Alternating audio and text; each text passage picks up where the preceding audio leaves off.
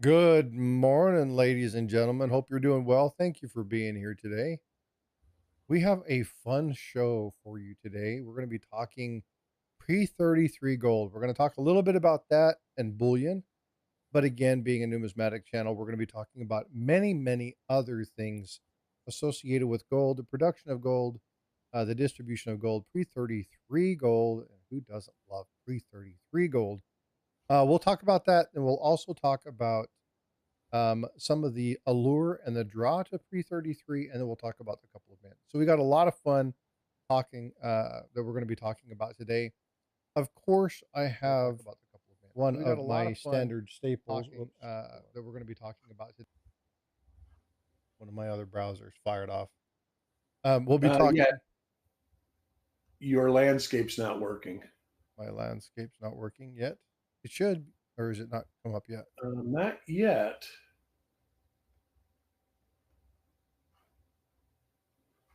Um, I'm seeing stuff in chat. You guys seeing anything on your end?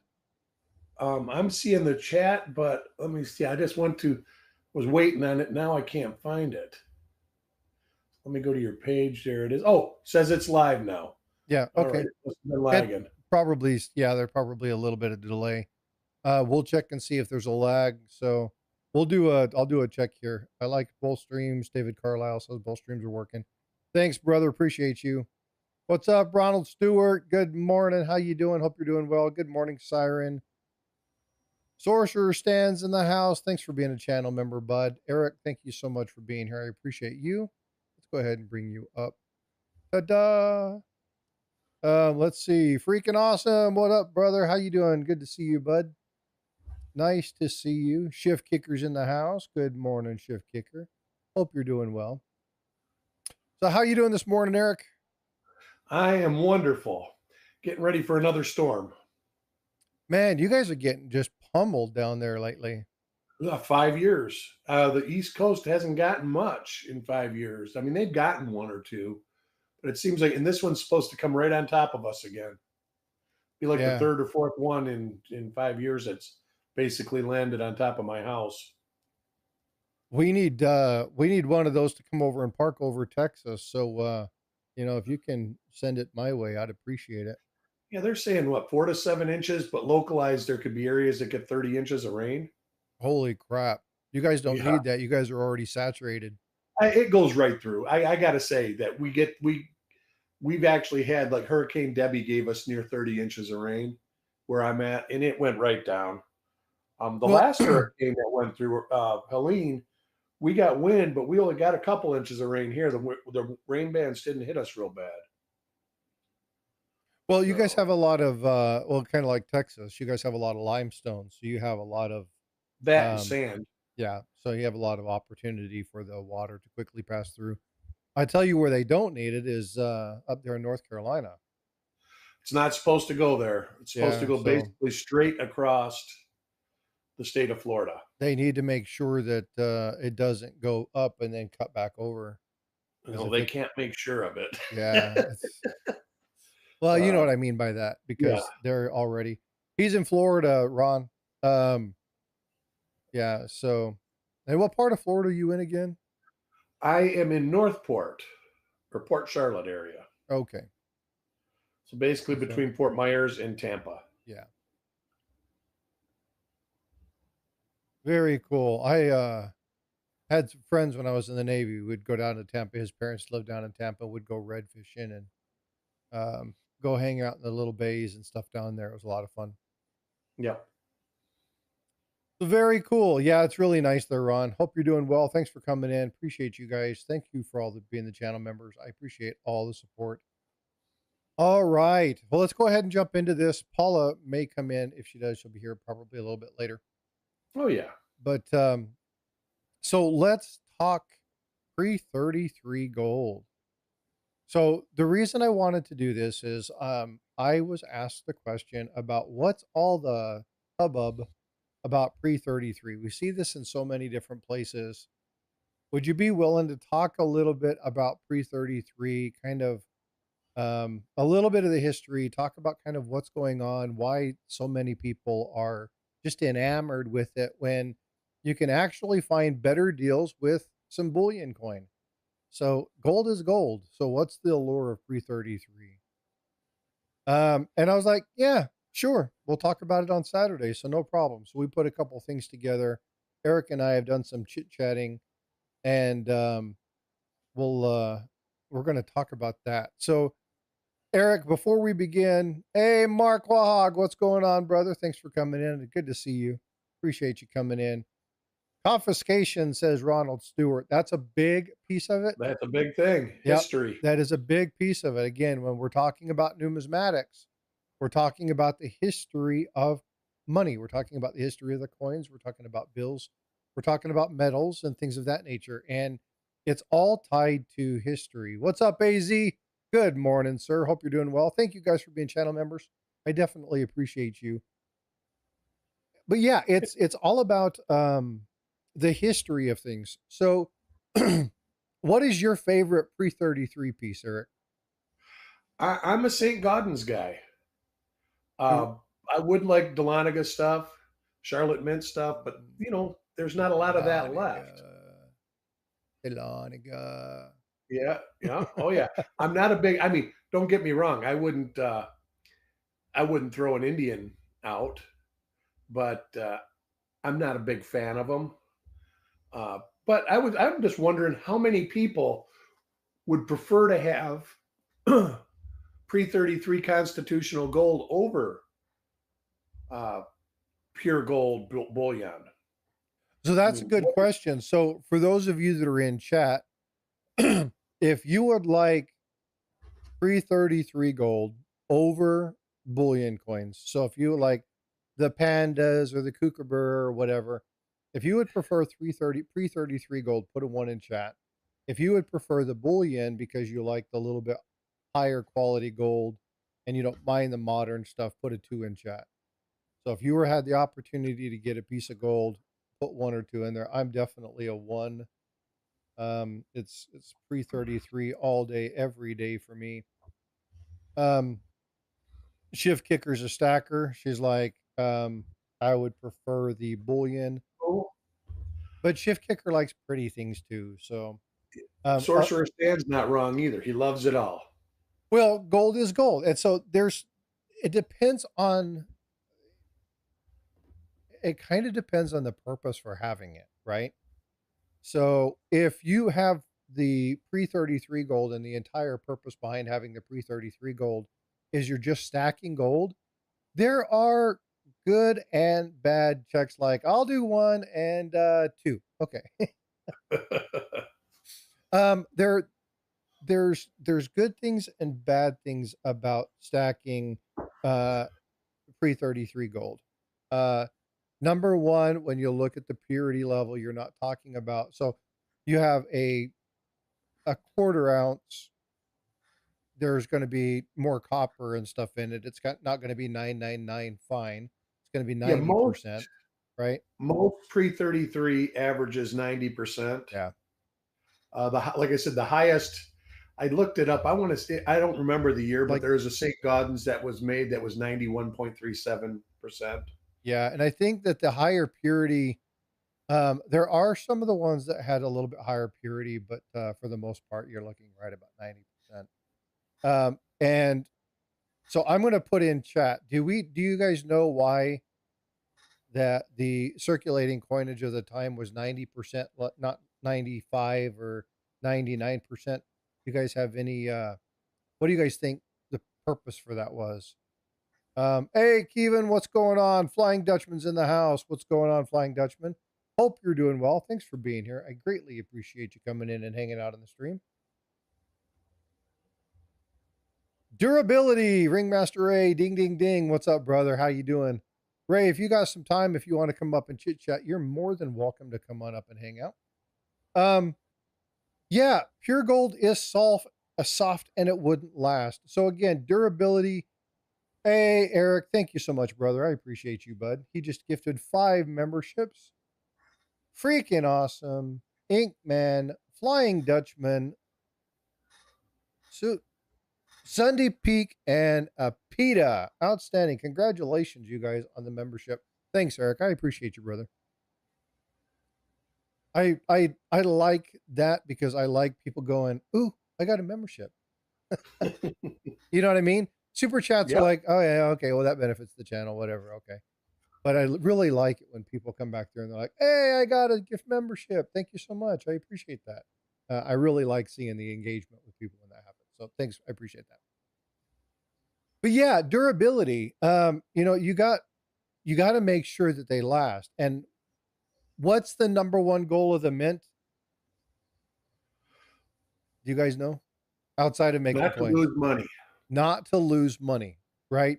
So you've got to have something that's durable. You got to have something. And if you look at the redesigns of coinage throughout uh, history, we're talking about U.S. Mint history. You're going to see design changes because of uh, durability issues. Great example is the reverse on the Buffalo nickel, right? Type 1, Type 2. Type 1, Type 2 in the Standing Liberty Quarter. That's right. I was just going to say the Liberty Yep. quarters. Again, because durability. So, oh, yeah. Did you hear about the submarine industry? It really took a dive. Nice. Oh, I like the dad joke thing. That's awesome. Um, but yeah, they really want to, you have to make sure that your coins are going to be around for a while. And so, again, the one thing about pre 33, um, one, it's at 90% because of the durability. And so when you're looking at bullion, when you're looking at stuff like that, I know people that have pre 33, like $10 gold eagles that they have for pocket pieces, um, because they are durable, but that's their piece. That's what they have as their pocket piece. I could never have a pocket piece that was gold. I'd be too concerned about losing it. Um, but we had one guy when I worked at the convenience store while I was going through college that he always carried around a double eagle. That was his gold piece. An old crusty farmer dude up in Utah, and that was his piece. He'd always bring it in and be like, "How you doing?" It said on the counter, and he's like, "I know you like this." I'm like, "You can will it to me. You can will it to me." Um, yeah, he was always good. He's like, "Nah, this is going to my grandson." But hey, Coach's Magic, what's up, brother? Good to see you. But again, yeah, durability was the primary purpose for having that 90%. But let's go ahead and talk about some of the other pieces, some of the other allures of pre 33 gold. So, Eric, you and I were talking as we normally do before the stream, and we talked about a couple different elements. Let's go over the one that you first brought up. Remember what that was?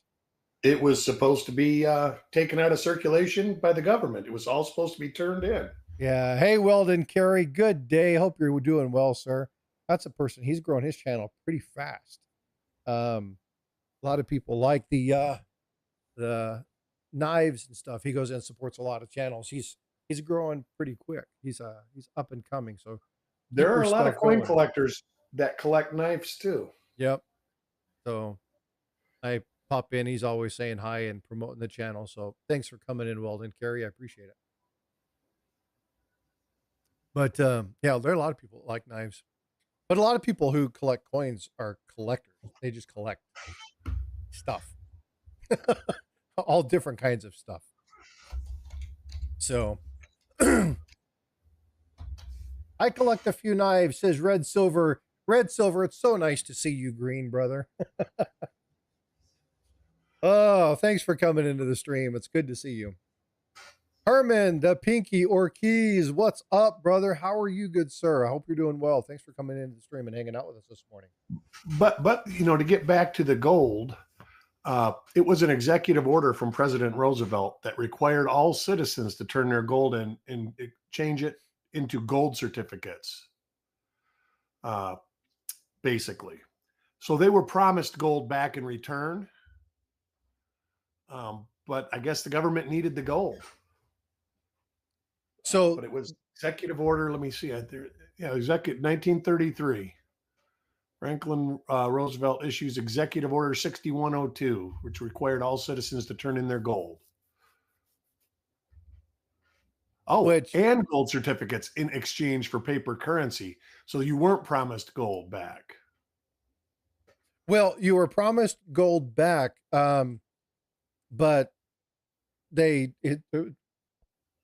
excuse me, they got something like 21 or $22 per ounce for the gold coin. And then as soon as they all had it in, it jumped up to what, $35. Um, they were trying to control the price because of paying overseas debt. And so they gathered all of that stuff, put it together. I'm trying to remember I'm going to pull it up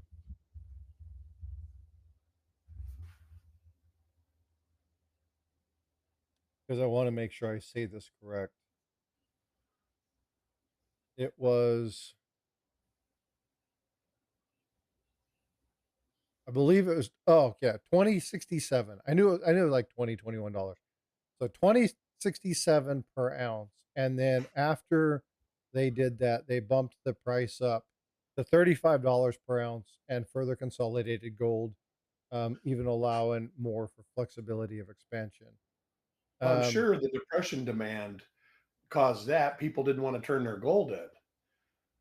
well, there Now, were a lot of people who, excuse me, not only did they not want to turn their gold in, um, but there were a lot of people who were taking their gold and they were actually like, burying it in like their that's right. outhouses and stuff, and hiding it because that was the way that they saved, right? People didn't Right. people Well, didn't send their money to banks after the Great Depression. They is there a statistic that asks how many people were actually prosecuted for not turning gold in? I'm not sure. It's a good question. Why would they bury it unless they were afraid of being jailed for it?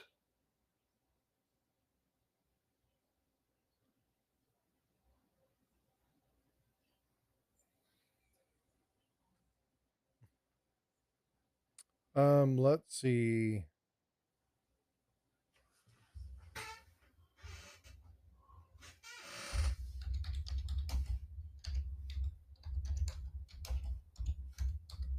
It just says few people were ever prosecuted in this, despite the fact that the subsequent legislation posed a fine of $10,000 or 10 years.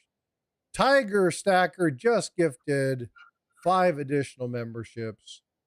That went to EMR, Herman, Weldon Carey, Lady Braven, and Philip the Board. Thanks, Tiger. I appreciate you, bud. Good day. Muscle Shell says it was a lie. It was all a lie.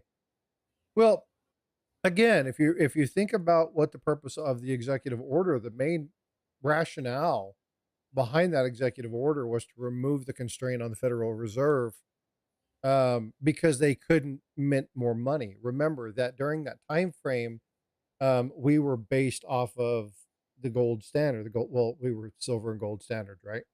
And so we had moved from the silver standard back in the 1800s, shifted over into the gold standard, which is what they really wanted to do. But when they put the Federal Reserve into place, talking about 1913 in that time frame, the Federal Reserve was trying to do more post World War II or post World War One, and they weren't able to actually instigate and do certain things that they wanted to do. As the country started to pay back its debts, you look at some of the stuff that happened in Germany and France and Britain. You look at the economic downturn in Britain, some of the things that happened there. The U.S. had a couple different events. We're going to talk about one again. Eric and I were talking ahead of time regarding the Pittman Act. Again, there are various things that happened with hoarding and collecting certain pieces. This is why Carson City coins have such a great premium. And that's primarily because of the Pittman Act. Um, so when you're looking at that, the hands of the Fed were tied. And so the executive order uh, basically opened up unlimited spending by the government. And And here's so an interesting fact of that is that foreign gold was illegal and seized also. Say that one more time. Foreign gold, like Krugerrands and stuff like that, they were illegal also. There was a Swiss bank who dealt in gold here that lost 40% of their gold value because of they entrusted it to an American company who turned it in. Yeah, Uh, see, that's we'll get into that in just a minute. That's another thing you'll hear when you listen to stackers saying that if you don't hold it, you don't own it. And it's, putting your money or putting your gold into other people's hands. I'm not going to go into the whole stacking component of that, but well, it was just interesting because they call it the pre 1933 Gold Act yeah. because 1934 you were allowed to own coins, gold coins, if they were made in 1934 or later. Uh, Well, and you could only hold up to something like $100 worth of coin. right, but like a gold certificate, they were illegal to even possess in the United States until 1964 again. So the paper money that like the $20 gold certificates from the early 30s Yeah. were illegal to actually possess. They were considered gold. Well, yeah, because they were redeemable for gold, and by all intents and purposes, um, they were required to honor that.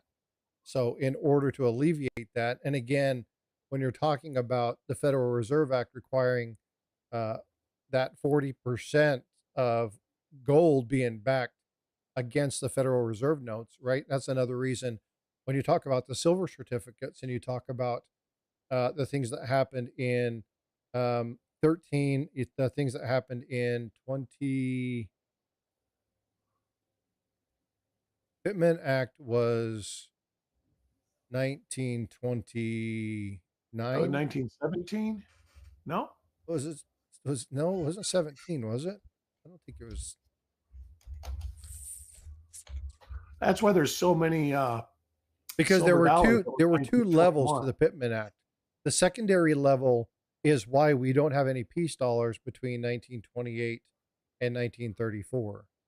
That was the secondary level of the Pittman Act, and that was a continuation because we were trying to reach something like $800 million or something, some crazy Pittman number. Act, 1918. Okay, so the secondary phase of the Pittman Act was the reason why the great silver melt occurred. I'm trying to remember what the name of that was. So, but yeah, the whole premise between the Pittman Act, this act that occurred in 1933, was that the government was taking tons and tons of bullion, taking tons and tons of coins, melting it down, paying off debt. They were untying the hands through periodic, um, uh, basically devaluation of gold and silver, um, in order to, be able to increase their spending limits. Tiger Stacker with the $5 super set. Thanks, bud. Wanted to thank you, Frosty, for trusting me on holding all of your gold. It really helped me with my eBay. No problem. I just expect that 20% investment here. So please make And sure here, you forward that over.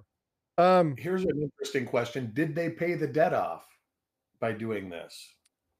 they paid a good portion of it off, but again, not all of That's the right. They did not. not all of the purpose was to pay our debt off. Remember that the Pittman Act was to support the financial crisis that was happening in Europe at the time. Yeah. It wasn't to alleviate our debt; it was to help them get through a very difficult time. So, um, Does anybody know when the last time the United States was debt free?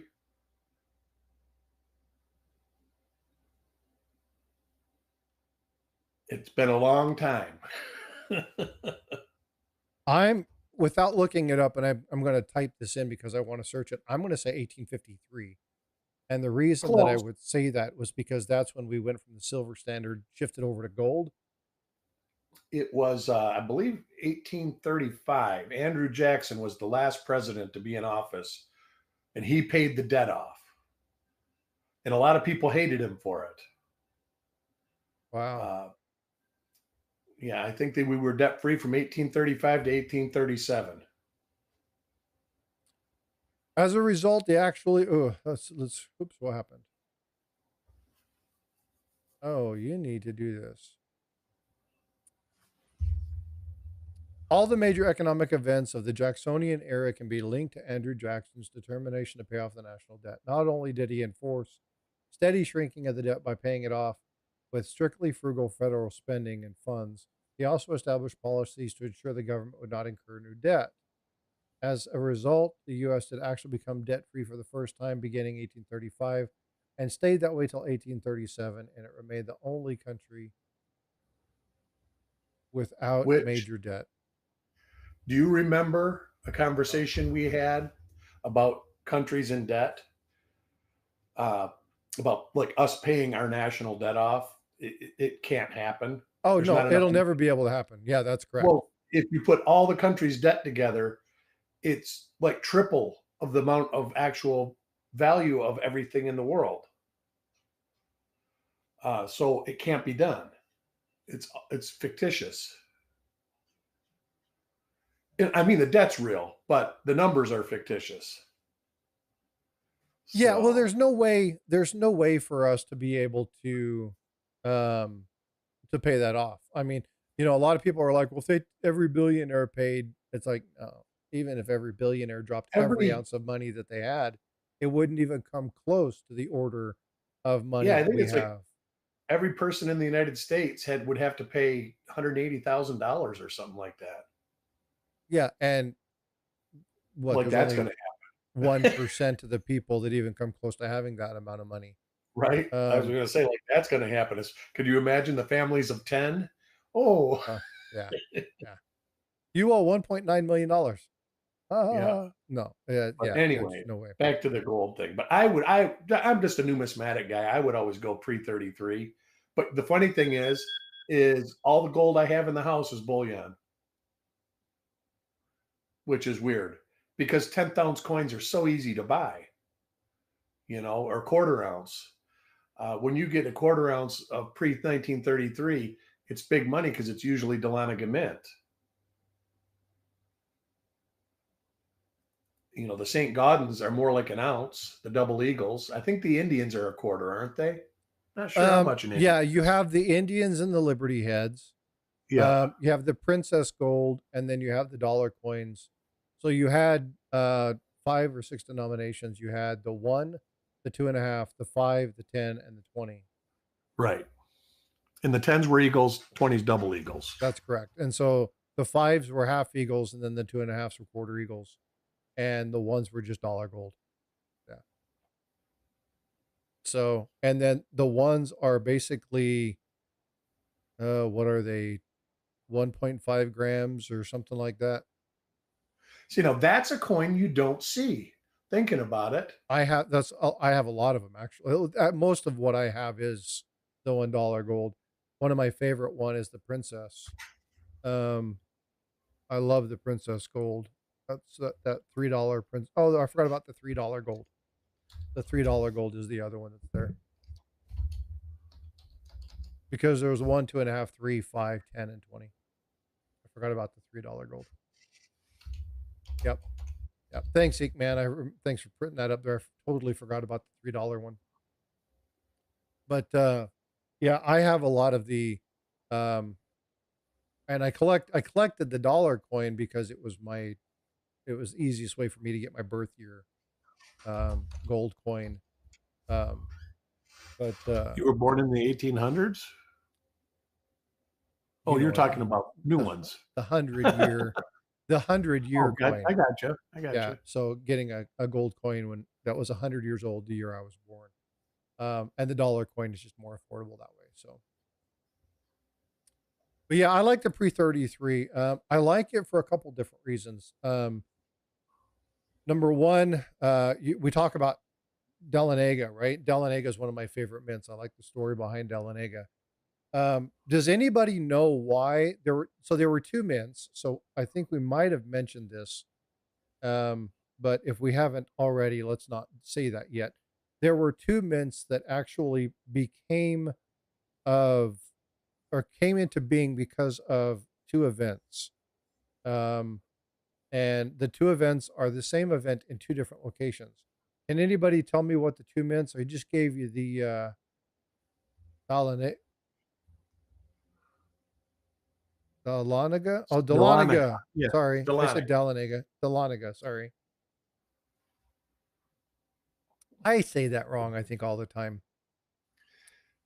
Ron Stewart says Clinton. Oh, sorry, that was way back in the no debt. No, Clinton didn't incur a lot of debt, the national debt, but we weren't debt free under that. Yeah, the debt actually went a little backwards for the first time in a long time then. But Yeah, yeah, we were still we were still steep well, in debt. yeah. There you go, Kevin. He's on the ball. He knows the answer here. The Dahlonega and Charlotte. That's correct. Barogia. Muscle types like I speak. All right. So yeah, Charlotte and Dahlonega, and those are two mints. So Dahlonega is my favorite, but they were both stemmed because of gold rushes and because of major gold deposits that were found in that area. They needed a way to, because people were turning in bullion, right? They were trading it in for silver at the time, and there were such influxes of this. They needed a way to um, kind of offset that without having to ship it over to places like New Orleans or Philadelphia. And so, necessity is the mother lode of all creation and invention. And so they decided to shift this over and create a new mint there in Dahlonega, and then the exact same reason in Charlotte. Um, Eric, Yes. Dahlonega coins, what do you think they go for on average? Well, it depends on condition. Uh, you can find them. I would say, like I'm looking here, there's a Dahlonega coin that's $2,900. Uh, the Charlotte coin, AU 50, 3,000 bucks, $5 gold? $1 gold. Yeah. See, that's crazy. Uh, so, it's condition. And of course, like everything else, there's some years that are more available than other years. Uh, well, let me see. Dahlonega mintage. So Dahlonega is another one of those that is it's a trivia question that frequently gets asked on my channel and others. And the reason for that is it's the only mint, and I think ever, to use the same mint mark as another one. And then obviously, hey, hold on. I need to pause this for just a minute. Jack Gallman, how you doing, brother? Checking in. He has been inundated. He's there in North Carolina. North Carolina has absolutely just been pummeled due to weather. I want to check in. How you doing, bud? You doing all right? I know they've been having issues getting fuel.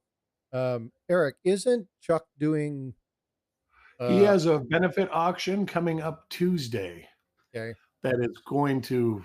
I'm not sure what it's all about. I do know that he's matching the first $1,000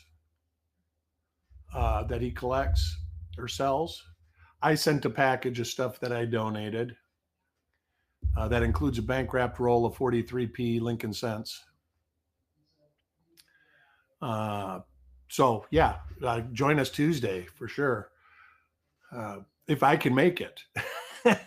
There's supposed to be a storm coming in here Tuesday, Wednesday, Thursday. They're not sure when it comes yet. So that's providing I have power. Being that we've had storms so much lately, our power is a little flaky. yeah, their problem is like Jack is a generator. Their problem is getting fuel. Having the money one to do it, but making sure that they have the fuel and stuff to do it. So if you guys are interested in it and you guys can help out, that's he's always been a great part of our community. So if you guys Asheville is in bad shape. Uh, Asheville, and then there's a spot in In South Carolina, that's doing real bad too. Robert That's the up Bruce. in What's the going on? mountains. Good It's morning, Diamond really Lou. terrible. Sorry, Eric. And the worst thing about this disaster that they're having is most everybody's homeowners insurance is going to deny their claim because it's flood related. Oh man, and that's one thing that, Well, I live in an area that's like the 500-year flood. well, And who thinks that a mountain is going to flood? And the well, bad part is yeah. if they look in there when they bought the real estate, it's probably like on page 1300 of their document. It says that you're on a floodplain. And that is something that is going to change from this storm, is that's going to be on the front page Yeah. because that's something you need to know before you buy a piece of property. Yeah, that's one thing that like with the house that I bought, I mean, we're in a residential area and but we back up against a creek. And this creek is like 50 feet down below our house. I mean, we've got a nice drop off and everything behind us. And then we got probably, 80 feet of yard between the edge of our fence and our house, and it all slopes.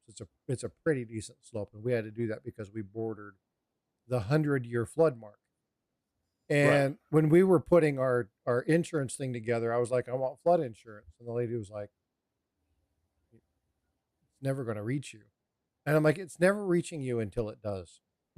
Right. I don't have flood insurance because flood insurance is ridiculously cost prohibitive here. See, And and it's I'm not 40 feet here. above sea level. Yeah, My it's not neighbors here. flood and I don't, but I can. I mean, Yeah. you hit it right on the head. It doesn't flood until it floods. That's what the people in Asheville are thinking right now. Yep. And then when it happens, you're screwed. Yeah. The same in the spring in the South when Minnesota flooded. Nobody had flood insurance. We had multiple benefits for families whose homes were flooded. Yep. Yeah, and the unfortunate part is the insurance companies understand this, right? They know what's going on, and again, everything's a gamble. If you if you pay for everything and never use it, you lose tons of money. If you have to use it, you're going to end up fighting. Eric knows this firsthand. Oh yeah. You're going They to don't end want up to pay you. fighting with the insurance for years because they don't want to have to pay tons of money back out. Yeah, the people making the money are the lawyers involved. Yep. And if you don't have the insurance, then the insurance companies are going to say you're not covered. And so it's really frustrating um, to It's see devastating. people, yeah, because it's like Jack and the other people that are there. It's insane. How about Grand Rapids? What happened in Grand Rapids? That's what I was just about to say. I'm not sure. I'm actually from Michigan, so I'm very familiar with the area. Yeah, And my daughter actually lives right near there.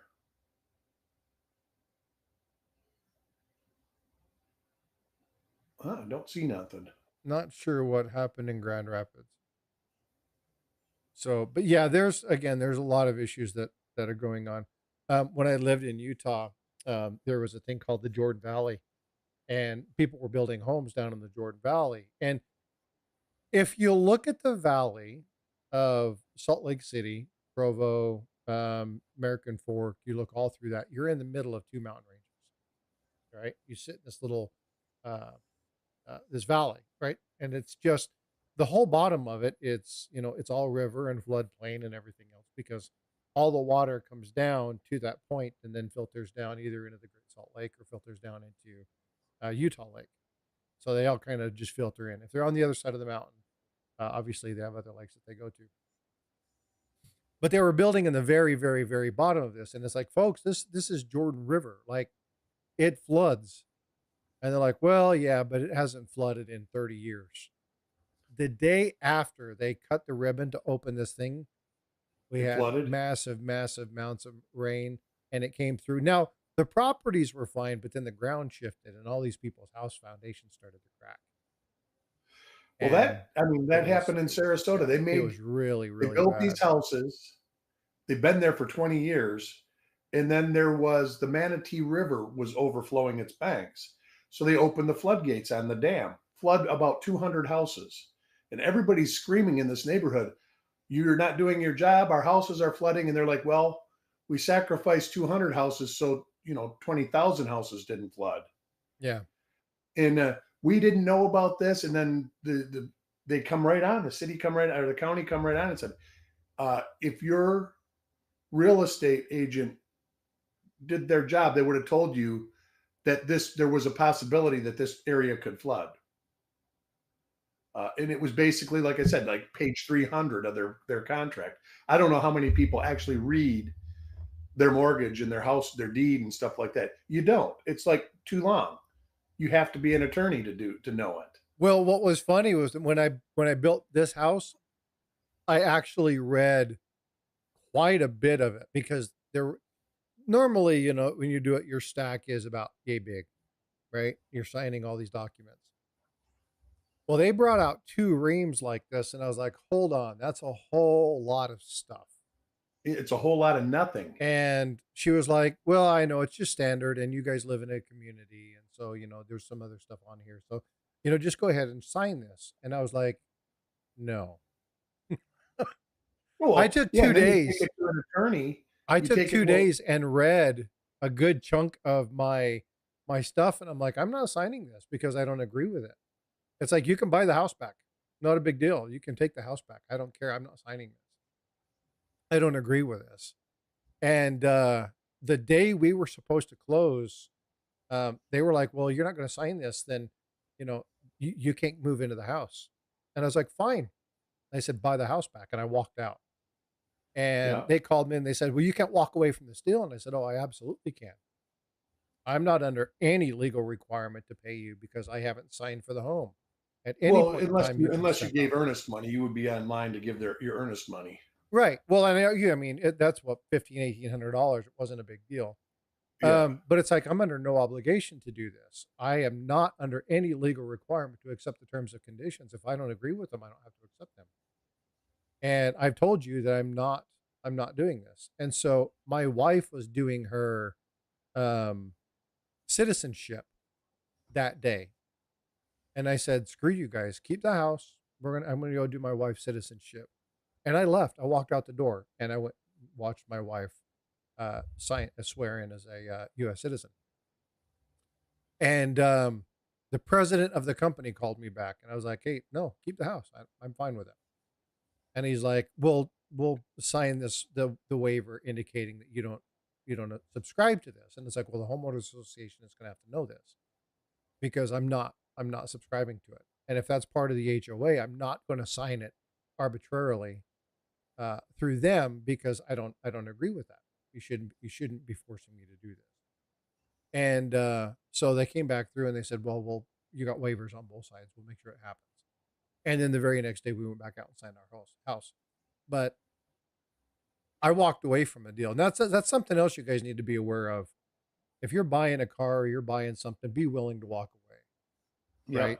Well, that Um, HOA thing, yeah, that whole area of real estate is really watered down after the last Supreme Court ruling. yeah, They basically have no grounds to stand on for basically anything anymore. yeah.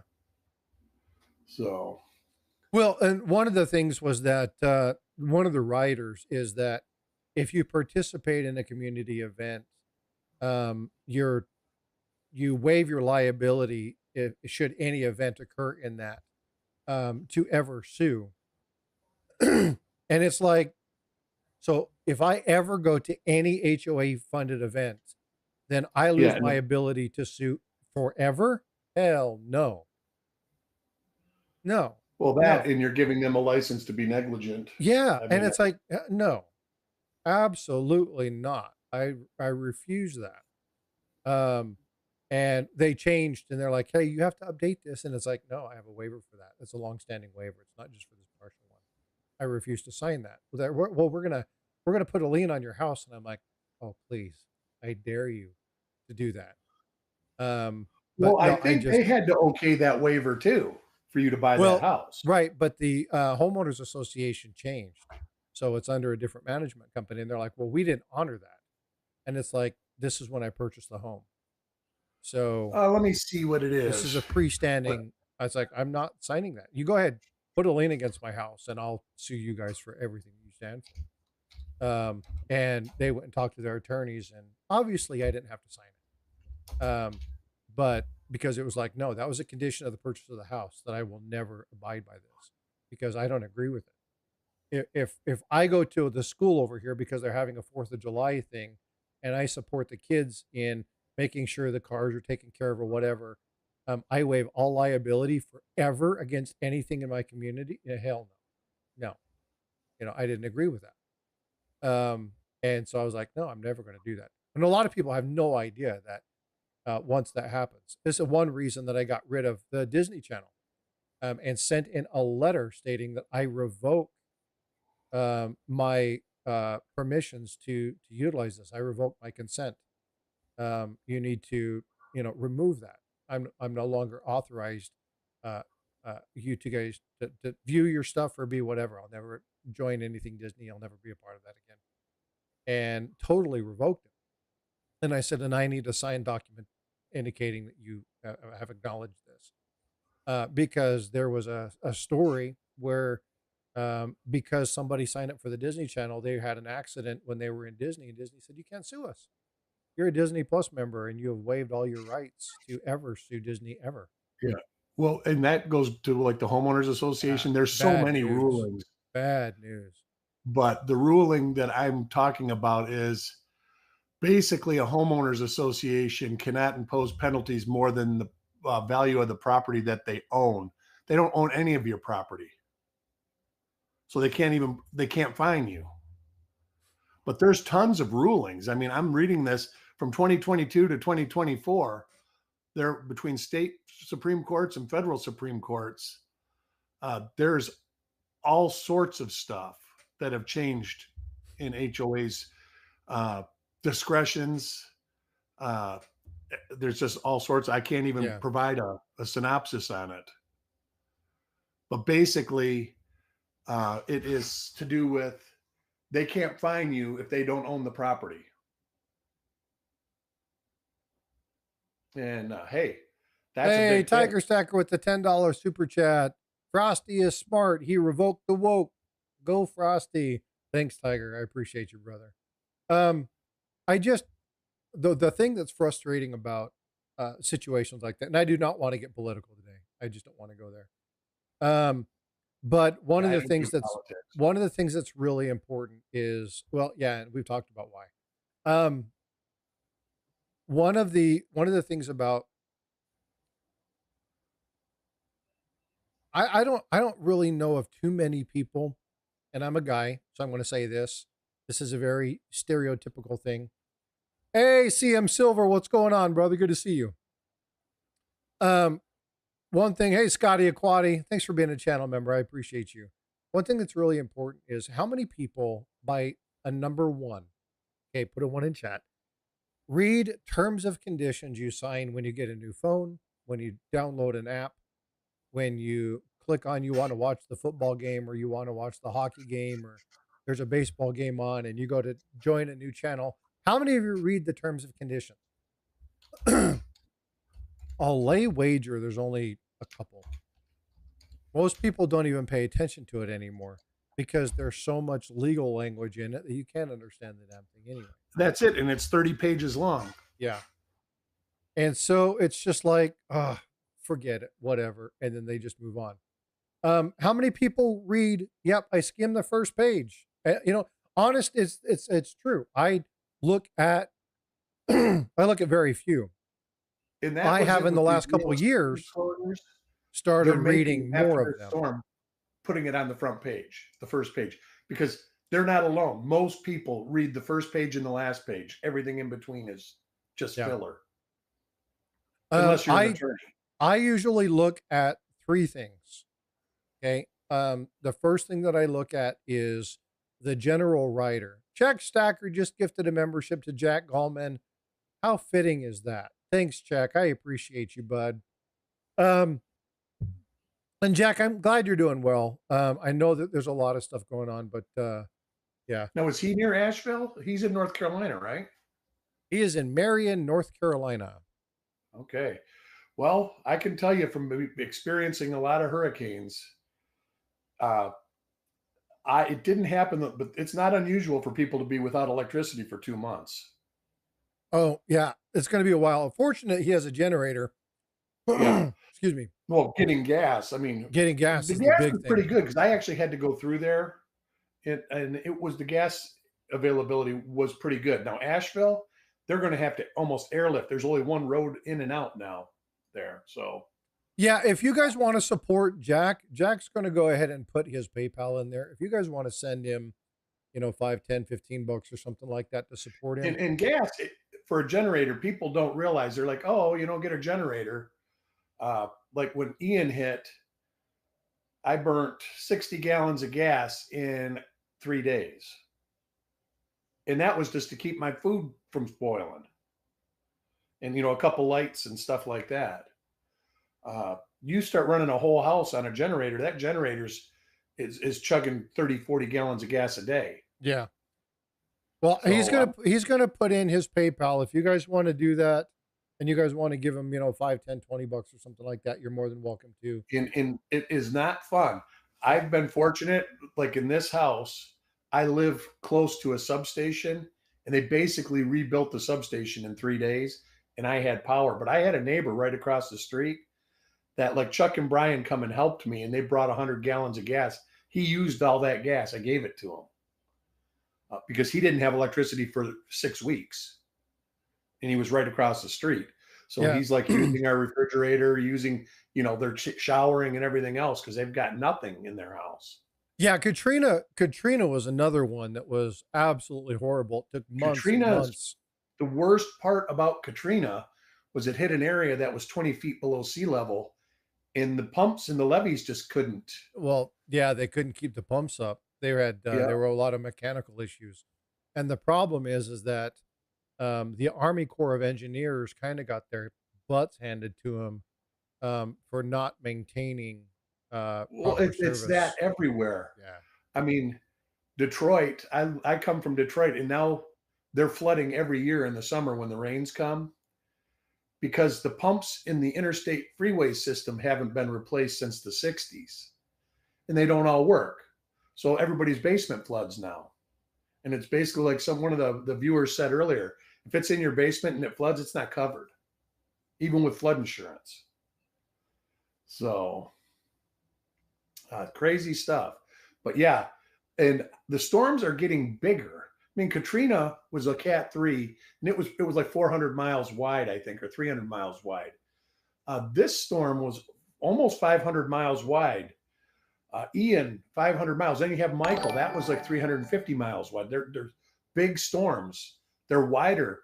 Whoever thought Asheville, North Carolina, and Tennessee would get hit with a tropical storm? Hi, Gremlin. And that tropical storm was still sucking water out of the Gulf of Mexico from its southern side when it hit North Carolina. That's why they're getting bigger. It wouldn't surprise me in the next 20 years there being tropical storms in Michigan and Ohio Well, because I they're mean, you getting look at this last one that just came through. I mean, that thing blew all the way up. I have one of the people right, that I work with lives in Ohio. They got right, slammed but it with was it rain was bands. just a tropical depression, and I hate to say just a tropical depression Hi, because Siren. here's the thing: everybody says, "Oh, this hurricane was so much worse," and this hurricane. A hurricane is only as bad as the experience you have from it. I've been fortunate up until, except for one. In that one, I thought for sure I was going to die in it, and until that happens, until you get that sensation, that's the worst one to me because that's the worst one I experienced. But I can sympathize those people. Uh, you know, People say, "Oh, it only was 85-mile-an-hour winds." Well, my house is built to withstand 300-mile-an-hour winds. So yeah, in my house it's fine. But when you got a house that's made out of 2x6s and 85-mile-an-hour winds come, that house blows away. Yeah. In they, I mean, I was surprised. My niece, she lives in Valdosta, Georgia, or Hialeah, or something like that. It's near Valdosta. Her house was actually built to Miami-Dade specifications, which basically everything is hurricane tide and they say that it can withstand 250-mile-an-hour wind gusts. And they don't mean the roof. The roof could get sucked off of it, the shingles and stuff like that. They're talking about the structure, so you don't die. You live getting rained on. Robert So Pintoff, what's up, brother? Good to see you. Thanks for coming in. yeah, Dayton, Ohio got hit. Uh, but that's what I'm saying. This was something that was unprecedented in the fact that uh, the storm was so big, it was still fueling itself while it was in North Carolina, Tennessee, Kentucky, Ohio. I was in Virginia visiting my son, and they got some of the bands. So it was from Virginia all the way into Tennessee. Well, yeah, I Uh, mean that storm, it which was a big storm from edge to edge. yeah, and again, it had effects all the way across, But top if to you look bottom of at the the U.S. weather, let's put it the last 6 years. There's a lot of these storms that are getting that big. That just took a track that a lot of people got affected by it. But there's a ton of storms that are 600 miles across, where you look at a hurricane like Hurricane Charlie. Uh, it was 35, 40 miles across. It was very small. Yeah, there was a lot of outer band stuff, but the actual impact, and that was 20 years ago. Uh, to get to real huge hurricanes, you got to go back to the hurricane in 1920. And I mean, that's another thing too. Then they say the deadliest hurricanes now, they only go back 50 years. Uh, Yeah, but there's a very important fact to make: well, the difference, it's the difference of what we're living in, or we're more prepared population for it. densities, But right? like there's a hurricane in the 20s. It ended up taking down the overseas highway in Florida, killed 80,000 people. But when you Google the deadliest hurricanes, that one doesn't come up. Katrina comes up.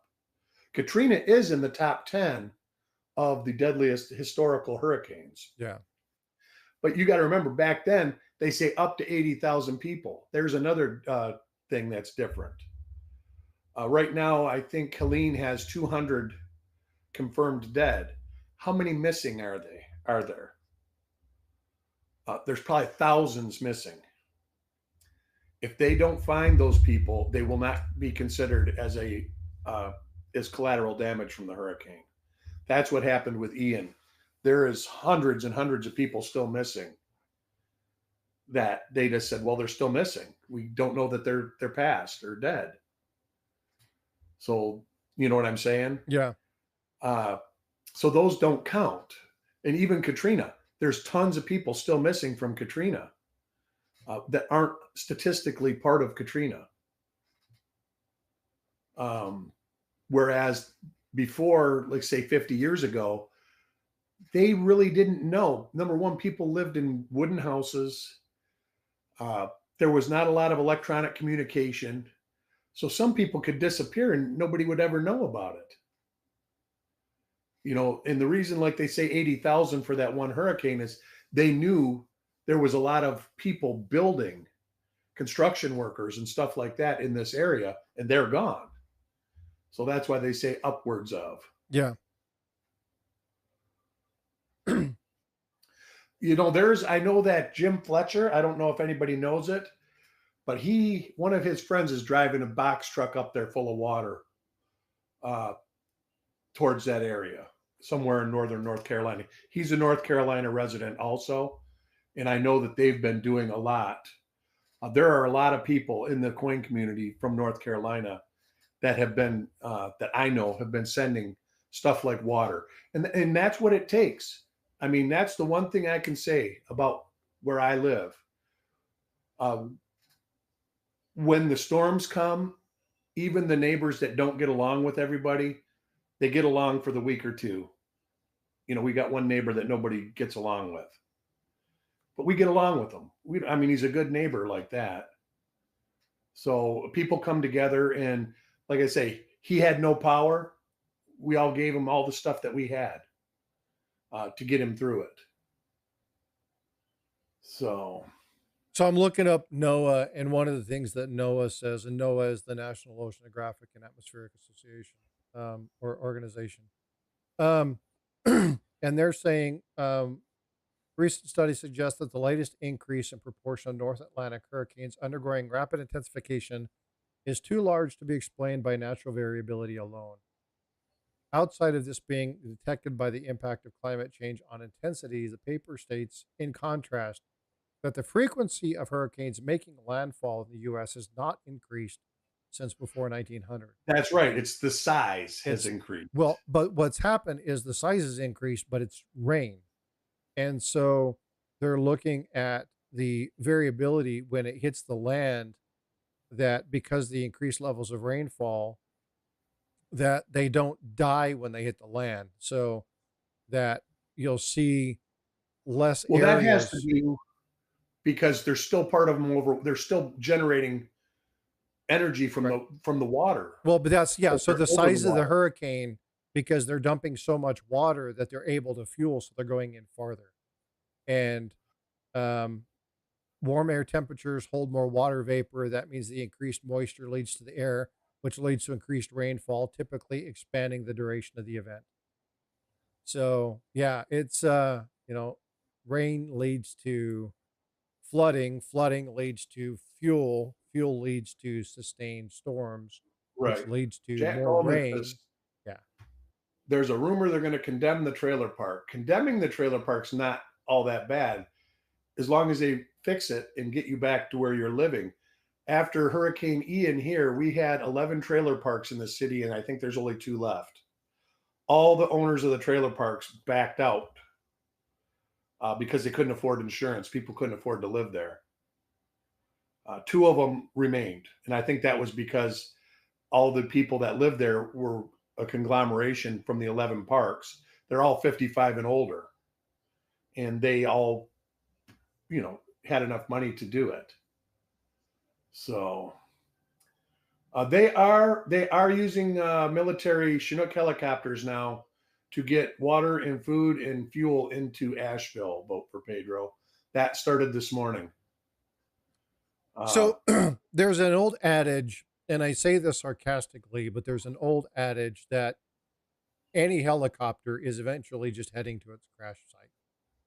Um, there's a lot of potential issues with operating a helicopter around um, civilians who are untrained, rescue attempts. There are electrostatic discharge issues that you have to be concerned with.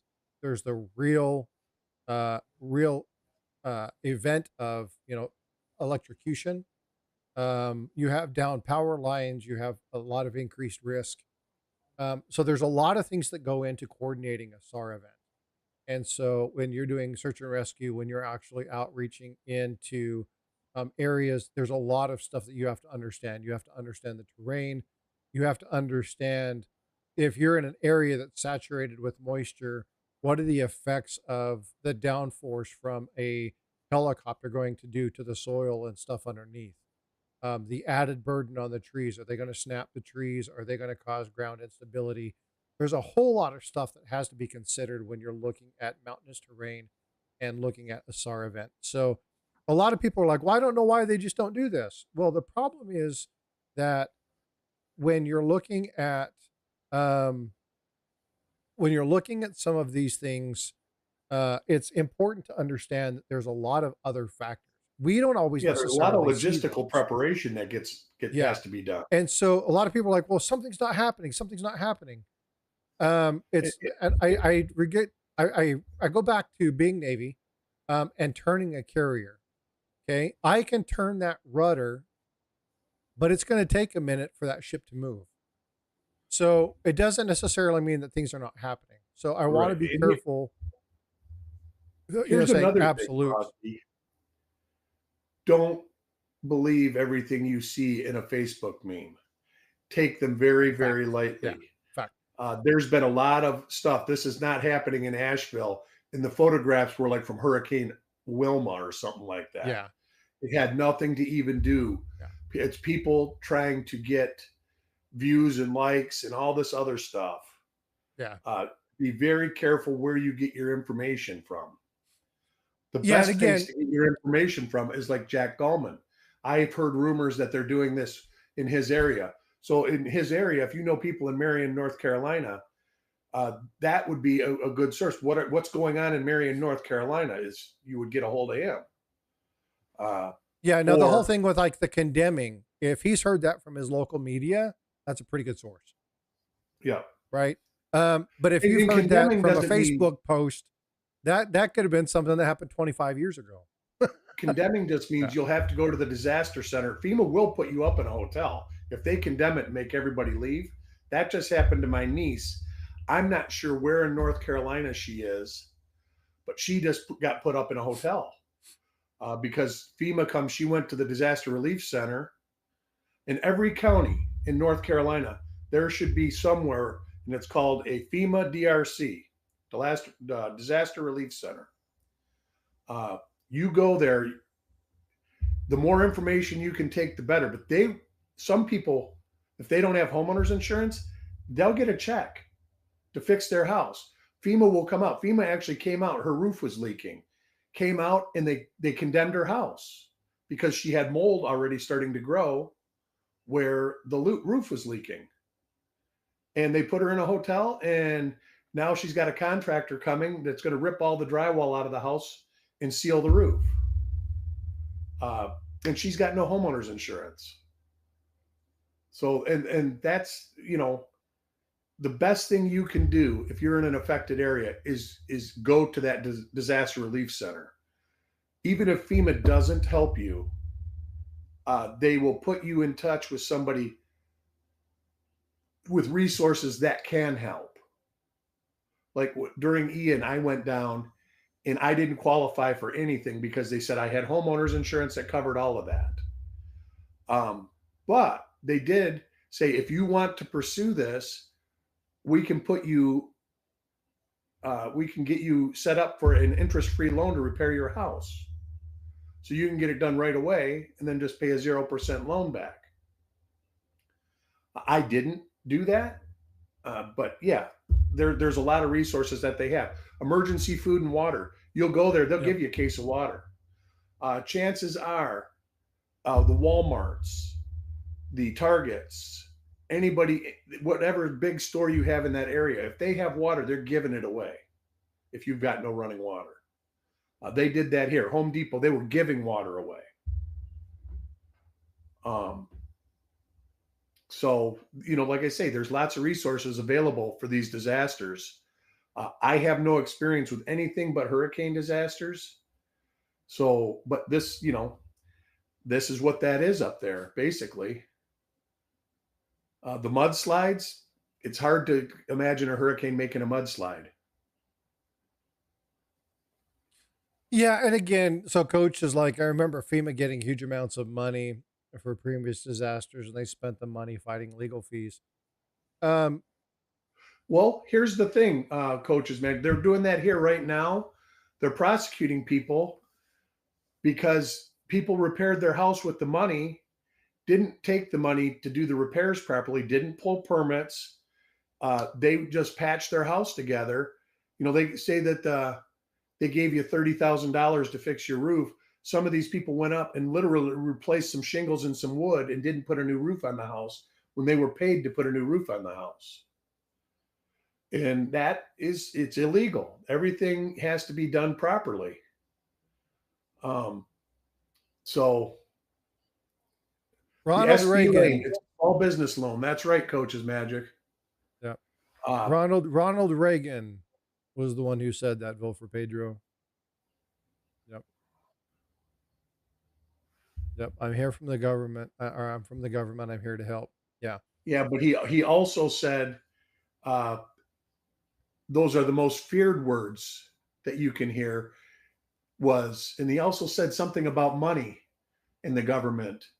It was a very profound statement, which is totally people don't. I mean, what was the high big brown thing? sugar.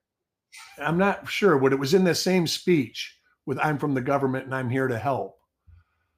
It was basically talking about taking your money. So, and it was one of his speeches that he made running for president against Jimmy Carter.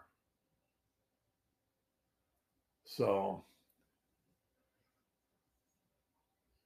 well, and that unfortunately, Tiger Stacker, that is true. There has been disaster after disaster after disaster, and that's what I was telling my wife uh, was hopefully there's no major disasters coming up because unfortunately our government works on public relation type stuff. So if there's say this hurricane that's coming to Florida turns into a Cat 5 superstorm and blows away half the state of Florida, nobody's going to remember Helene, and FEMA's going to pull right up and go down here. That's what happened with Ian. Is another disaster hit? It was like something in California, and all of a sudden they were gone.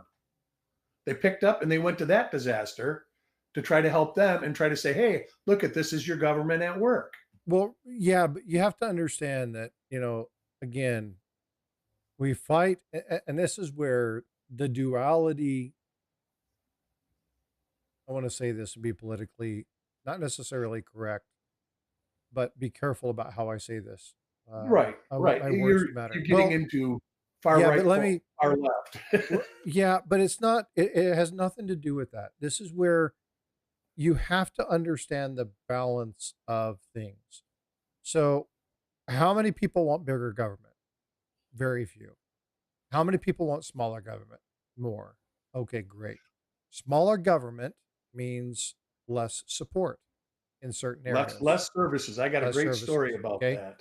Now, larger government means more money goes to those areas. So they both have potential pros and cons. Here's the problem. When everything is good and everybody looks good, it's like it's a waste, it's a waste, it's a waste, it's a waste, it's a waste. And so they get rid of these programs. They go in, they cut, they reduce these items, they reduce funding. Everybody's like, look, they're still making too much money. There's still too much going on. They get cut, they get cut, they get cut, they get cut, they get cut. An event happens, and then everybody wants to know why in the hell aren't they supporting us? Well, you got what you asked for, right? And so we have to be very careful when we're looking at the extremes of things to make snap decisions based off of what we know right now. You have to take history into account. You have to look at the potential things. There are things called secondary and tertiary effects. Tertiary meaning third. So when you talk about the order of events, there's the event that occurs, the thing that happens after that event, the reaction or the consequence that happens from that is a secondary event. But there's also a third level that happens that a lot of people don't think about. And it's that third level that because it's out of sight, out of mind, when it comes time for an event or it comes time for something to happen, everybody goes, oh. And this is what happened. We see this. So, how many stackers we have in there? Every one of them would know that the Federal Reserve Act, the primary thing was to have more control so the banks could do certain items. It sounded really good to look at certain elements and look at certain items on there and see that there were levels of controls. It would help the bank, it would stabilize the economy. People were like, oh, that's really good. But the tertiary effect of that was that it put all the power of control of our financial structure into the hands of 5 or 6 people. So the Yeah, tertiary effect wasn't looked at. When we look at, we look at government, we look at giving money, we look at some of those things. We're not even going to get into providing aid to foreign countries. I'm not going there. But when we look at supporting social systems, when we look at supporting general structure, when we look at supporting those things, we have to take into effect where are we at right now. So here's what's going to happen. We're going to dump bunches and bunches and bunches and bunches and bunches of money into this. And then in 9 months, when the storms are gone, there's going to be all this money here. They're going to say, well, there's an exorbitant amount of money at FEMA. Why don't we take some money away from them? of They're going to course. go through legislation. They're going to take the money away. Then we're going to have another crisis on our hands. A series of storms or events are going to happen. And we're going to be back into this. It's a cyclical cycle. It happens all the time. And that's because people can't see what's in front of their nose. And also, like I was saying about the next disaster, Yeah. it doesn't matter what political party's in power. Nope. It's Nope. a Has public nothing to do with relation that. event. Yep. Uh, And a lot of it is political. It's about what do I have to do right now to get voted in? and What do I it's have to do another to get thing, my just votes? like Yeah. uh, Helene has been a week, 10 days ago. If there was an earthquake in California that killed a bunch of people, that's the news. The people Yep. already have had 10 days of Helene. It doesn't make their plight any easier, but the media is going to say, well, okay, let's go. Let's go to the next one. And FEMA is going to follow right with them. Yep. That's just how it works. And Uh, again, folks, when you that's talk why the about neighbors got to help neighbors. Local has to help local. there's that, and that is what I love about this community, right? We come alongside each other when something's wrong. Um, we have people who come in, they support, they're friends with people, they talk with people, they know what's going on. You're going to get the best news. Eric said this earlier. If you want to know the facts, talk to the people who were engaged in it, talk to the people who were Yeah. there, right? Ask Facebook. questions. There's so many people in this chat that know people in those areas. Go to them and find out what fact is. What I would be very careful, urging caution is getting any of your news from social media platforms.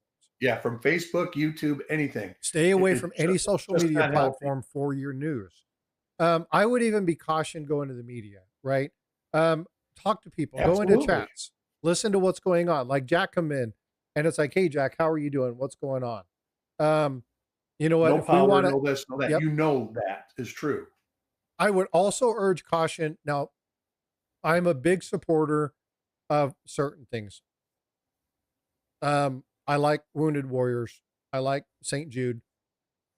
Yeah. Do we They got are. any other information on pre 33 gold? We got lots, coaches magic. We're just not talking about it. We'll get there in just a second. You know this.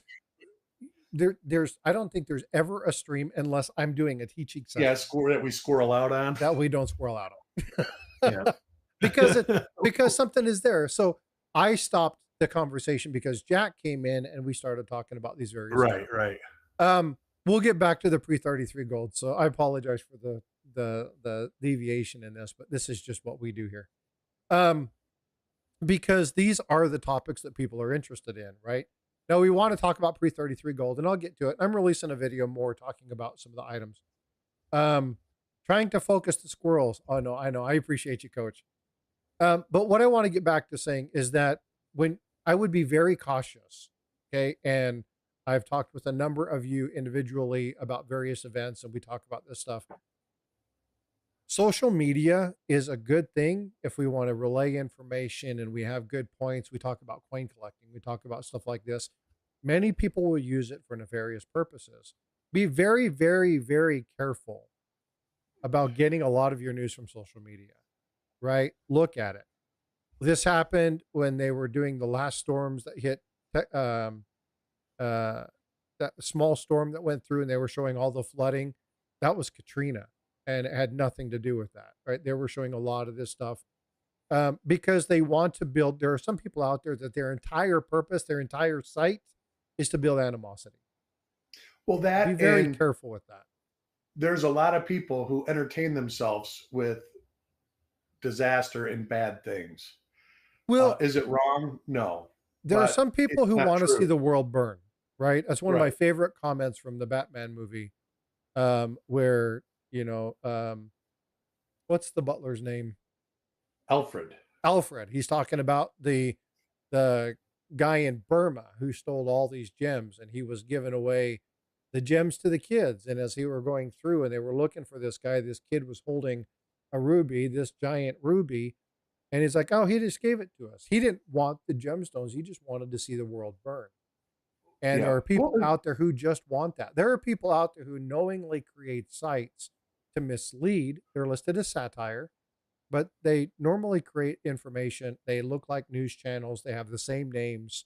There are people who mask themselves as newsworthy places. There's one guy who makes a very good living out of creating mock sites like McDonald's and Burger King, and he creates mock social media sites and goes in and pretends to be these people and causes all sorts of strife and chaos. He makes great money doing it. So be very careful getting your media and your news from social media. Talk to the people in the community, right? And say, hey, what's going on? And and avoid the well, I heard like, well, right. what do you know? Right? I don't need conjecture. I don't need opinion. What do you know? If I'm going to make a financial decision to support somebody, I need the facts. We had a gentleman, and you guys know him, Chris G, who recently got laid off of his job.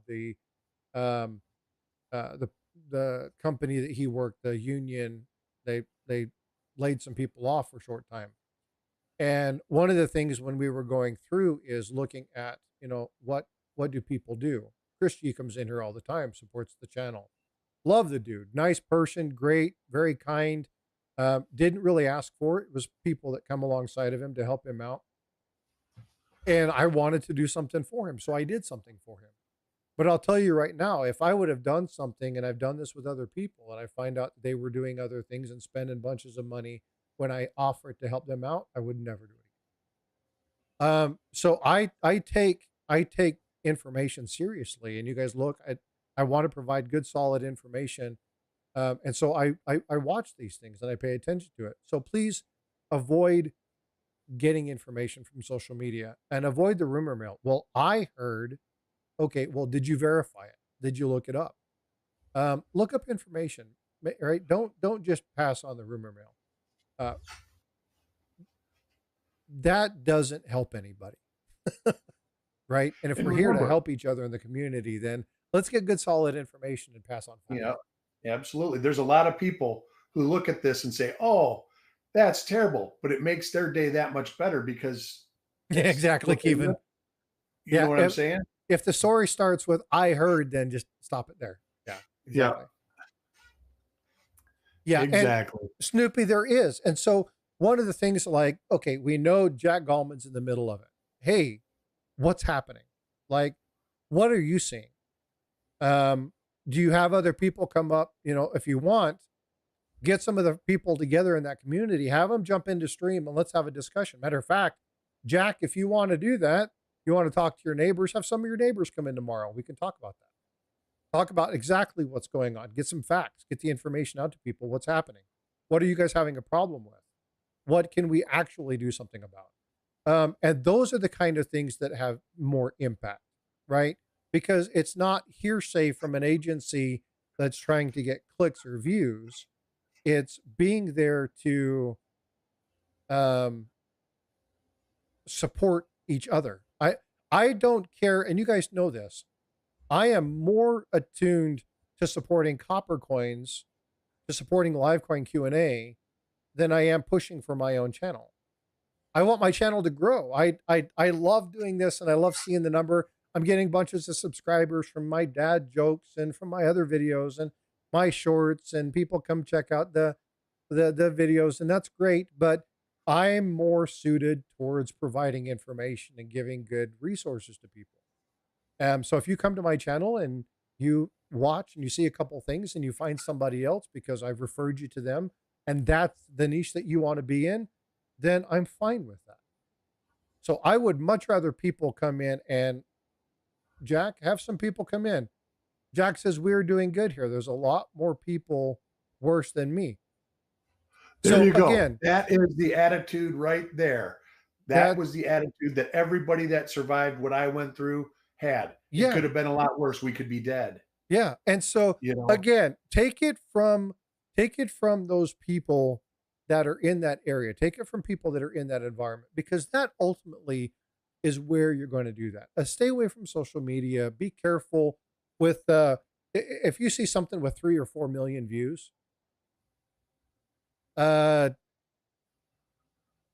do a little bit of fact check. Read some of the comments. The comments will illuminate a lot. Because you got a lot of people that go to these things just to debunk them and go look at it. It's like, oh, that's a photo from so and so. We'll go look at this thing and you'll see that same photo. And then you look up photos. It's like, type in a couple different items and you'll see some photos and you'll see it's a photo from 2010. Right. So do a little bit of research, fact check. But again, we have a lot of people in the community from all different places. We have different people in this community. We have people from Indonesia come in here. We have people from Canada, from Mexico. We have people from Britain, and we have people from Ukraine that come in here. Czech Republic come in here. We have people from Russia that come in here. We have people from Norway that come in here, Sweden. So there are people all over the world. So if you want to know, hey, what's going on, just ask. right? Eventually, we'll probably find somebody that's from that general area. So take it from the community. There's so many channels out there. We're in so many different places that you'll find people in that area. If you really want to help, find people in that community and work through them. Again, now in doing that, again, there's a little bit of caution that needs to be urged. There's a lot of people out there that'll take advantage of that. So be careful the ones that jump channel to channel looking for stuff. Um, I know Jack Gallman. Jack Gallman's in here. He's always supporting the channels, always coming in. Hey, from Mary, North Carolina. I'm leaving work on my way home. Hey, folks, I just made it home. I'm going to go to bed. Take care of yourselves. Be well, be blessed. Love you all. Appreciate you guys. Always coming in, supporting the channel. Comes in and checks on Ida. Comes in and checks bunches of different channels to make sure that everybody's doing good. Says hi. Make sure things are well. The intent of Jack is always good, so I don't have to ever worry about Jack.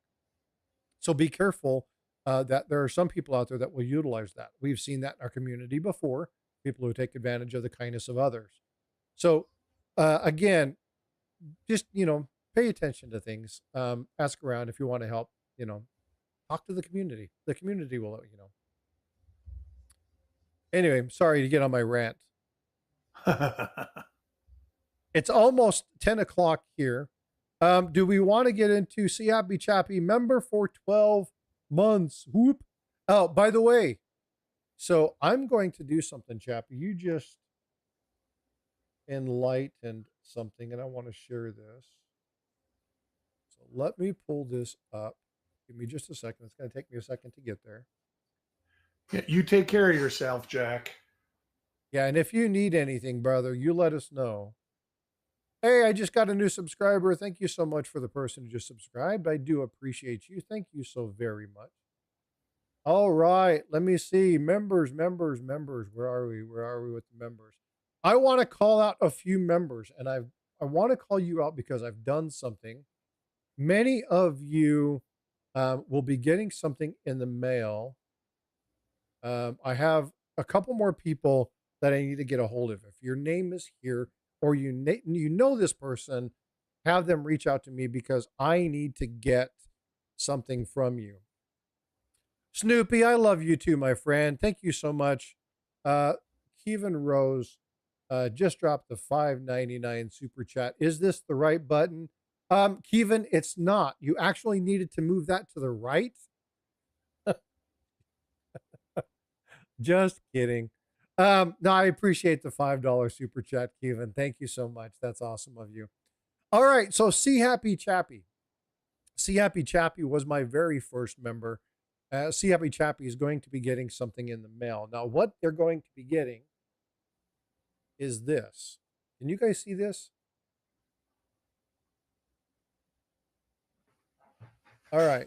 So if you guys can see this, this is, so I was in the Navy, and if any of you guys know what that means, this is a plank owner.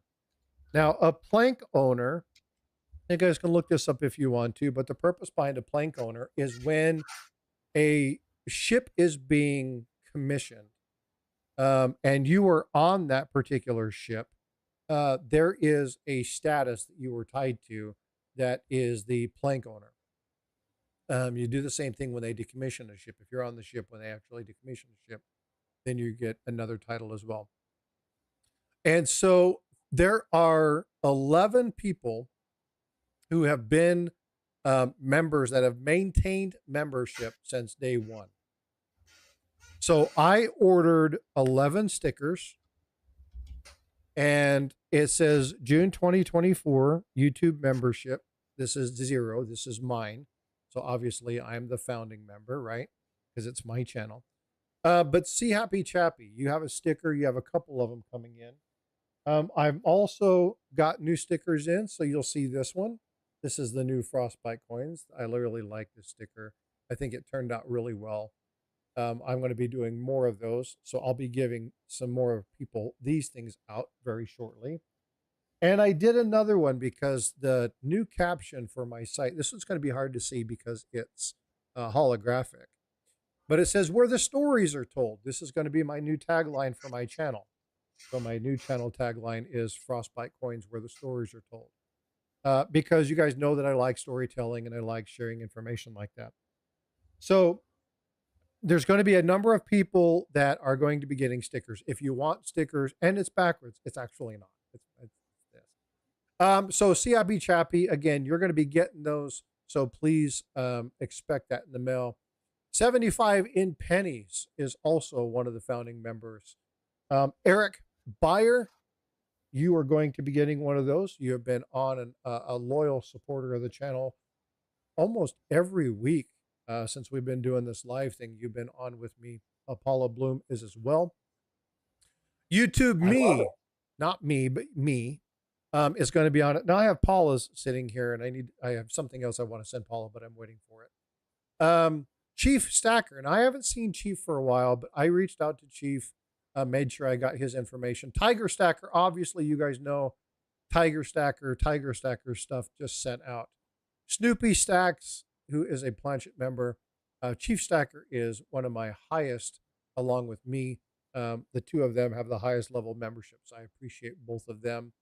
Um, Snoopy Stacks, again, she has been on there since day one. William E. Now, William E. is one that I need to get a hold of. If you guys see or hear from William E., please make sure that you send that over, and I will I need to get something out. Ringmaster Ray has been a subscriber during that entire time frame, so I have sent something out to him as well. So I want to thank you guys. Now there's a couple people that have been memberships that had joined from the very beginning. Unfortunately, for whatever intensive purposes, they had to fall off.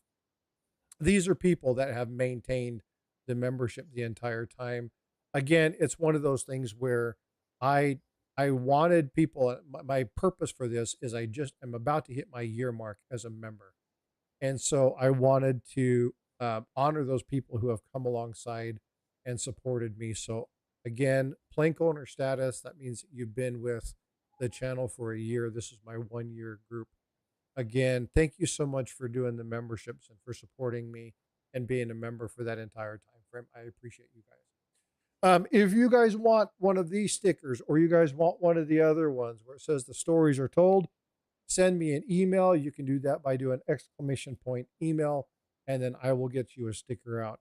But I want to thank my channel members, especially those 10. Again, Eric, I can't tell you how much I appreciate all of your support, the friendship that we've developed.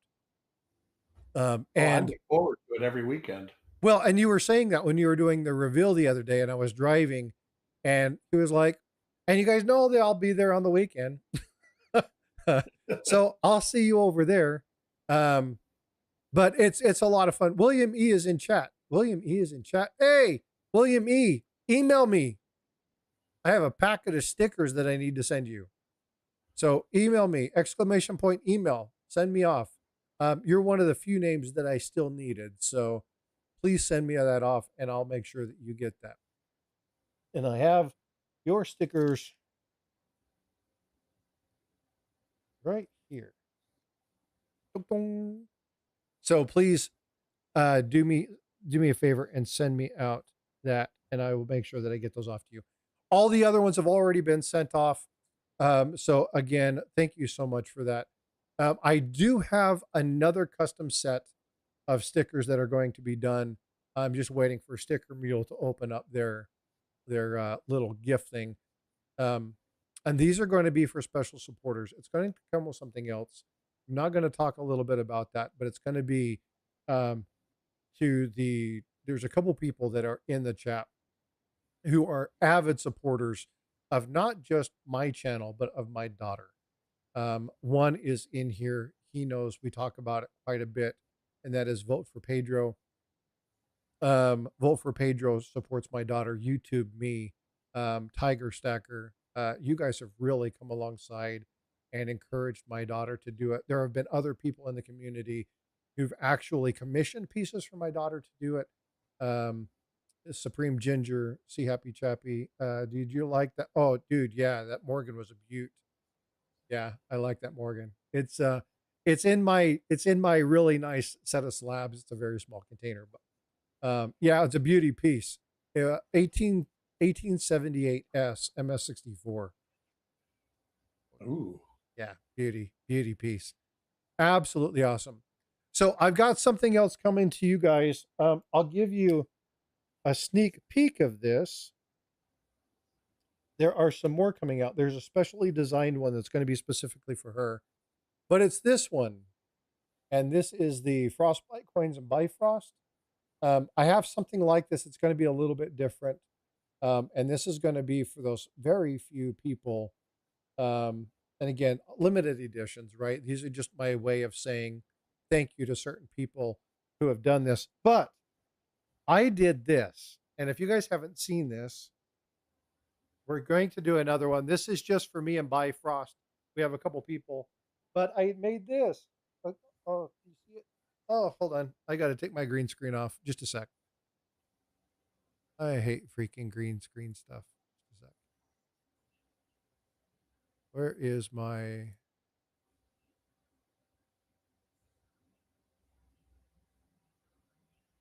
What the heck? Where did it go? Ah, It's still working. yeah, but it should be. Oh, there we go. Okay. So now you see my pretty green screen. But here's the shirt. Check it out.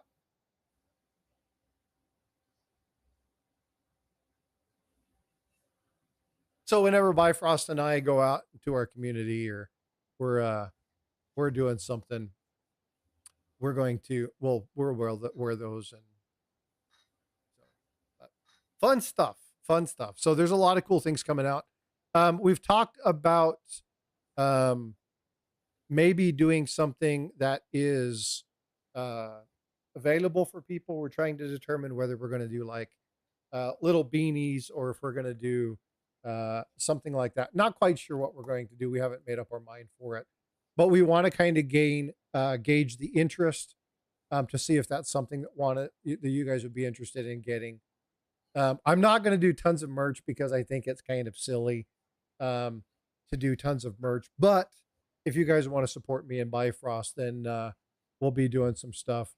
I know it's backwards. I just can't get the people to um, print it correctly. Although Mike Panucci, you guys remember Panucci, right?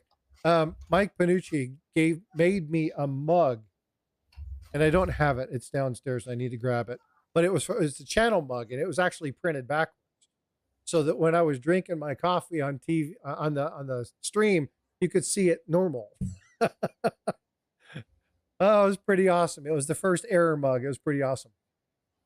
But yeah, so we're gonna put something together as we start to kind of get the design elements to know exactly what's going on. We're gonna reach out to chat and find out what people are most interested in, and then we'll get some pieces. We'll do them as giveaways, and then if people are interested in having frostbite and Bifrosts, maybe a mug or maybe it's a beanie or something, whatever you guys like. We'll do something. We'll talk about it. It'll be a one-off thing.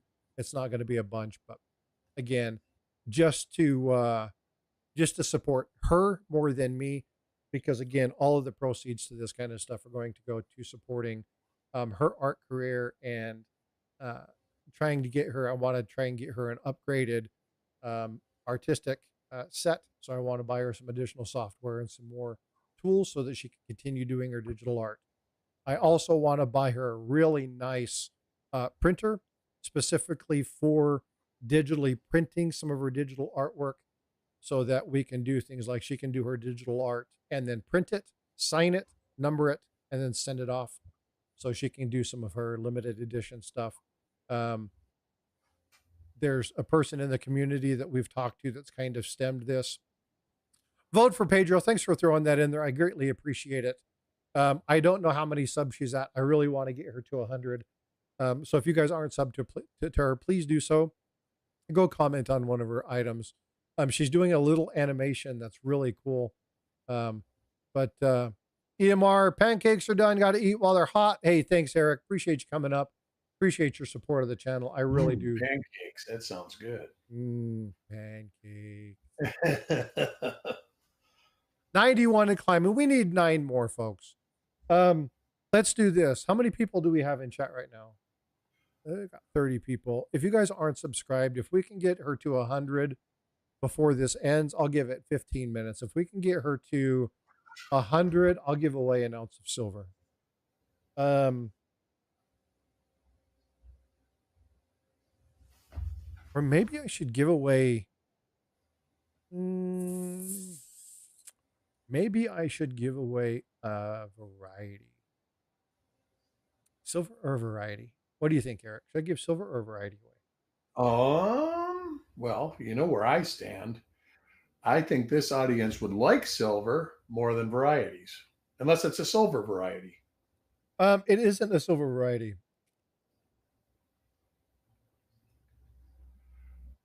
Eric says just resubbed before leaving. Make sure if you're going to sub, make sure you are going through and doing. Let the winner choose. That works. Easy. I can do that. Um, I just subbed her channel. Make sure that you're commenting on a short or whatever. She's doing something right now. I'm trying to talk her out of doing it. It's driving me crazy. Because she enjoys it, but it's like do what you do. Stop doing what everybody else wants you to do. Well, there you go. Is that 100? Out freaking standing, you guys. 102. She's going to be so freaking happy. Make sure you guys are going through. Click on one of these items. Matter of fact, if you guys can comment, she has 247 views on the little Vox animation one that she did.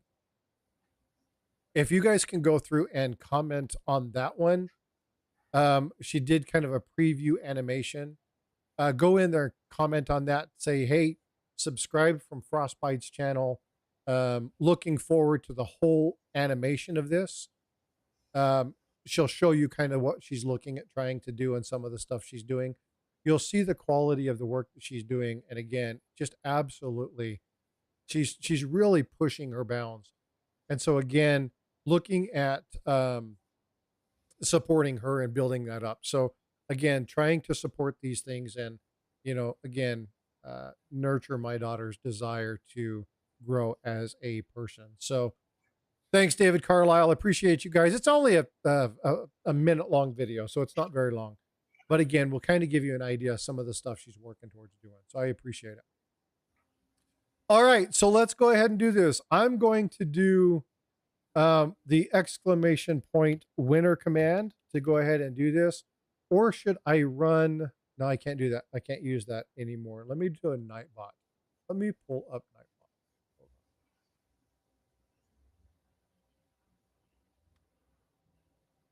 Let's pull up my Nightbots and let's grab a giveaway.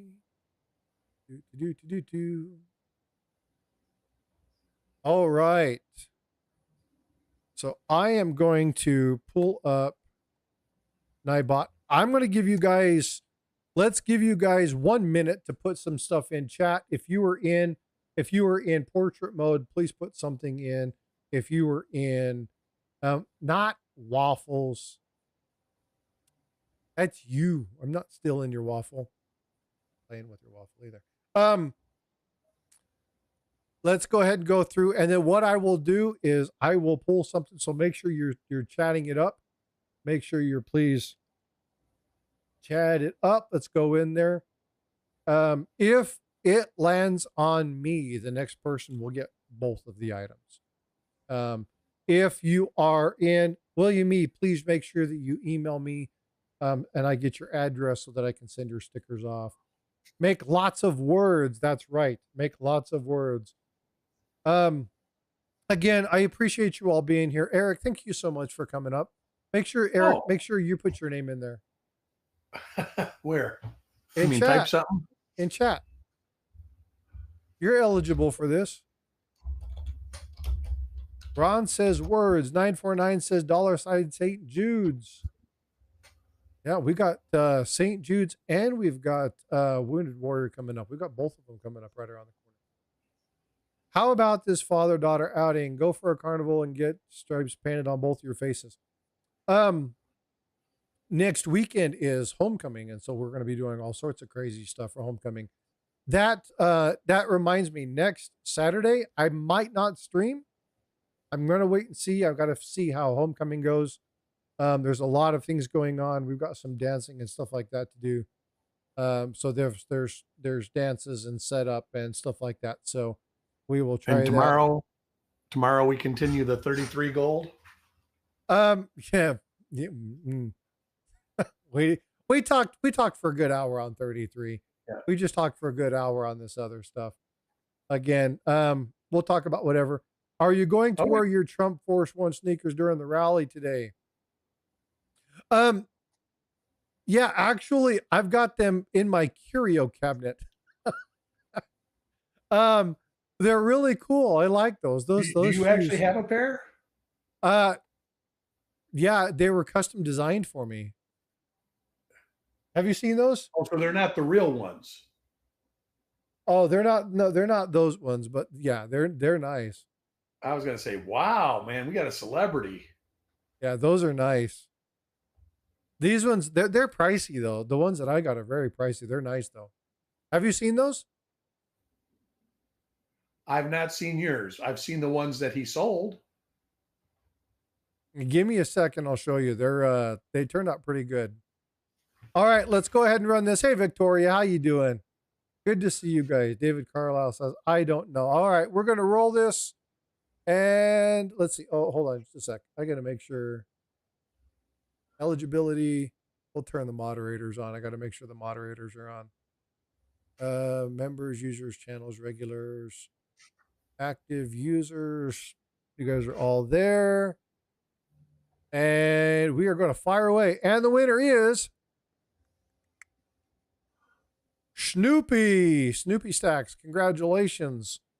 And I don't even have to ask. She's going to want the silver because I know Snoopy. So, Snoopy, if you will send me a claim email, just let me know that you get. I know I got your address, but just claim that off. That way I can track that down and make sure that stuff is sent. Otherwise, it's out of sight, out of mind, and I'll forget about it. So, congratulations, Snoopy. Thank you so much for that. And I know she wants the silver, so I'll make sure that I send the silver out. All right, y'all. Well, hey, thank you so much for the support. Thank you for getting Bifrost to 100 subscribers. She's going to be extremely happy to see this. I'm going to be seeing her a little bit later on today, so I'll be following up. They did had a football game in Houston, and they didn't get back until like 1:30 this morning. So I'm sure she's probably still crashed. But when she gets up, I'll go pick her up and I'll hang out with her, go have lunch, and then I'll let her know. Oh, yep, got you. I'll send you. I'll follow up with you, Joe. I just got your email. All right, you all. Well, hey, take care of yourself. Be well, be blessed. Thank you all for your support. I really appreciate you guys. Thank you for your support of Bifrost. Again, we'll be talking tomorrow. We can talk 333 if we want to. I'm not sure exactly what we're going to discuss. Well, let's play it by ear. Yep, and It that's always turns out. Sundays. Sundays usually are kind of whatever. We just call it chit chat for that reason. But we'll see you guys tomorrow morning. You guys will see the I'm notification looking forward to it. in a little bit. Thank you guys. I appreciate you. Thanks, Eric. You guys have a great day. All right, we'll see you all later. Be well, be blessed, and I will see you in the streams. Take care.